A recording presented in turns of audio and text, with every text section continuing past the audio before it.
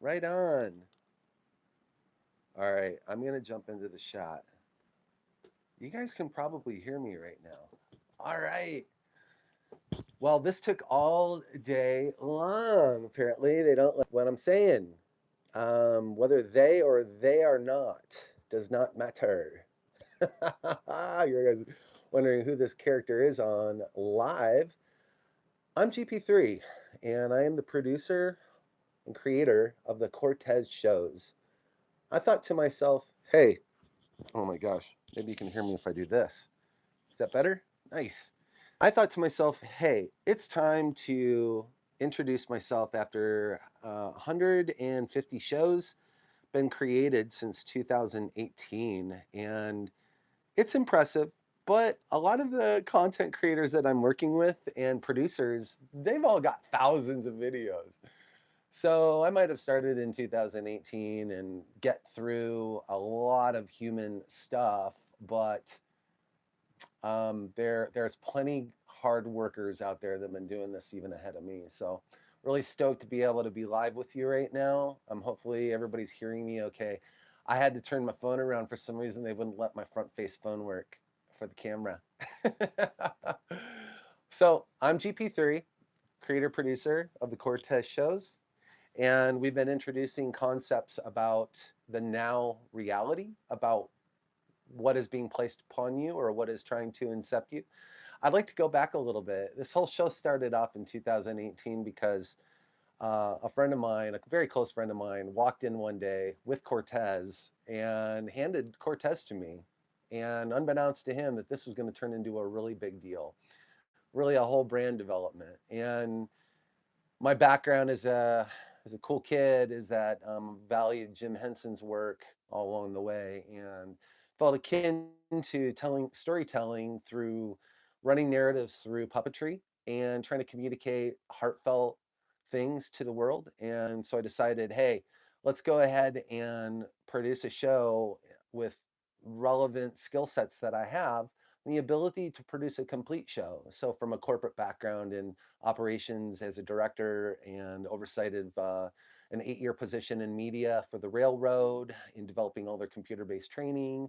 And then plus many years before that in Adobe, before Adobe Creative Cloud and Premiere, I began working with models to create ground up productions and films. And so this started, gosh, probably back in about 1997, maybe 97, 98 is when I got going with film and media and development, producing. So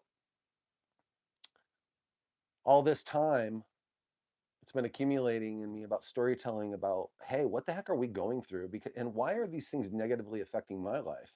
And when they began affecting negatively, like something that was coming in and taking more and taking more and taking more, and I'm talking about energetic systems and economical systems that were put in place to actually constantly keep everybody in a negative position. Well, it took a long time. We have a lot of star seeds out there that got the message and showed up. We are running the front line of the narrative now, and we are ahead of the curve. We just want to get more producers out there to start messaging right now what's happening. Now we have to come to grips with what's happening right now and about how you've been maniacally overdriven in a program called What It Means to Be a Human and also what we do as that humanity. So when I was activated in 1992, it took a little while to realize what the calling was all along. And I feel that that was probably planned because if I would have came out too much ahead of time, I might have popped the noggins a little so that I might have not been able to be on the planet. And I wanted to be here. I've been wanting to be here the whole time. No matter what the difficulties that we've had to face going through transitions, I chose freedom of my spirit and also heart openness. The heart openness is the direct relation to whether I knew whether I was being open and able to process in equality the information that was right in front of me. So once I decided that I wasn't going to run a narrative on anybody and start to become the new corporate leader of America, and even after all the times walking up, going up the rungs of the ladder, I decided, oh, it's time to turn creation on. Fortunately, I was a musician my whole life. I've grown up with music, singing, and songwriting came later. I've toured twice on two different instruments. I play five instruments and have had professional training in both. So harmonizing the spheres became very important. And then when I got downloaded that I was a part of the Sacred House of Sound cleanup, it took a minute to realize what that looked like. And I had to actually go into the deep, dark contrast of specific scenes to even have the knowledge and available awareness to know what to talk about. And I think that's the thing that we do down here. I think that we come into this density to take an accurate contrast awareness so that we know who and what we are at 0 point neutral so that we can have an effect in the system. If you're not at 0 point neutral, then you will be co-sympathetically pulled in a direction by the narrative running ahead of you. And it's called programming for a reason, and it's called inception for a reason. And that's why we knew movies, all along were a program to tell you how to think about everything.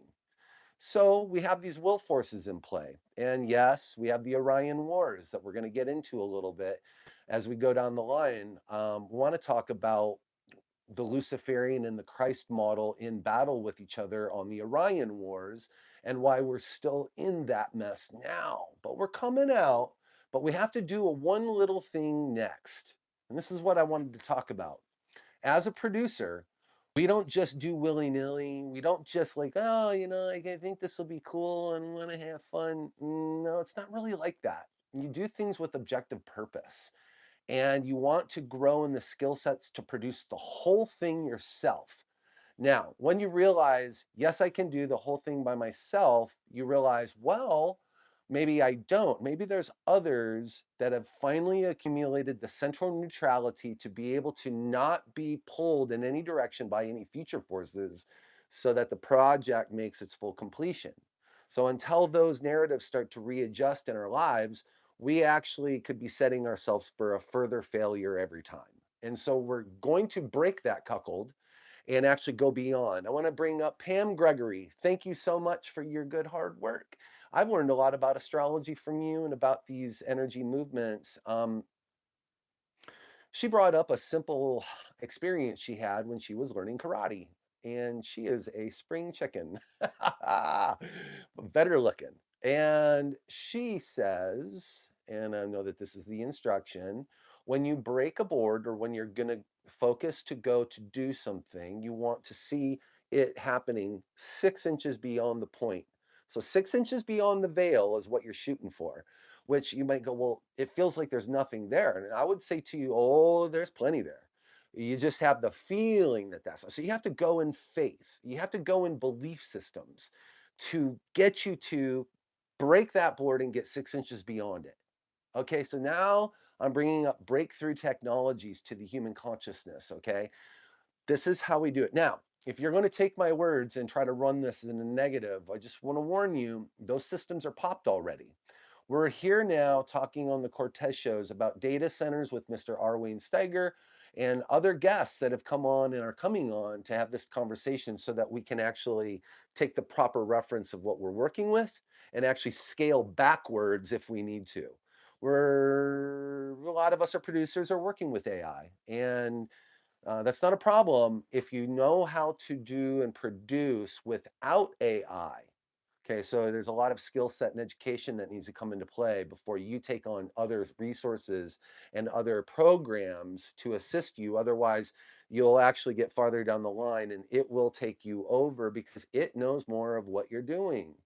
And we're all training AI models right now just by being alive. And so we've got to be careful about future producing and aspects of not being taken off course for the soul so that when we come through as the breakthrough, we are now actually moving more forward in keeping the bioorganic systems in place that we want.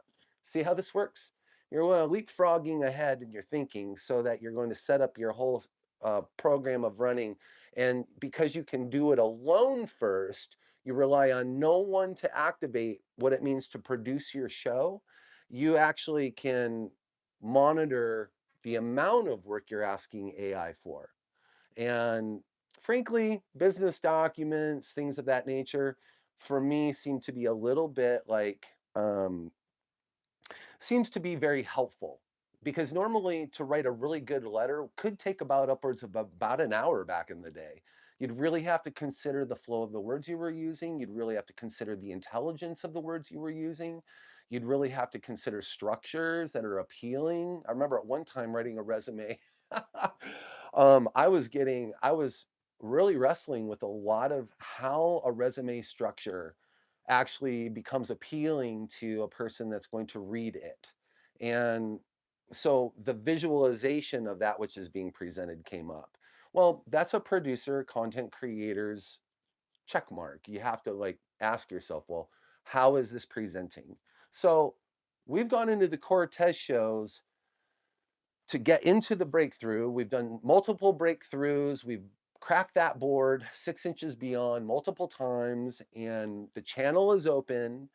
You're going to hear a lot of Plato coming through Cortez, and that's because I channel Plato at different times and the upper angelic with the source actually in the center because of the center channel initiation I had in 1992. So the fortunate thing was that I was told to never forget. So I was working on a constant mental base of remembering, doing life regressions twice a year by myself to remember my life and my journey and the goodness that it was expanding into, but with love heart coherence, so that we don't later play a game of force wills that are off center, left, or right. It's a challenge for all of us. We all have this challenge right now. But because the breakthroughs have occurred and now we're ahead of the game, we are now aware of the data centers. And that's why I wouldn't get into a little Cortez show right now. We address the data centers because of a future moment where data centers will be running all of consciousness, and consciousness wouldn't even remember that it gave up its power. So we're going to go ahead and bring that into alignment now so that we kill the 20 or 30 agenda. Yes, indeed.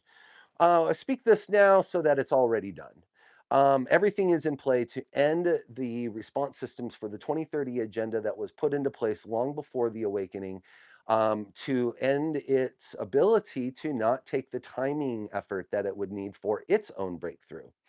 We broke through, we are aware, and the data centers are going up to fulfill the 2030 agenda. It's so obvious. If you can't come to grips with that, then you're going to have a hard time being aware of all the other microsystems that are in place and running. Okay.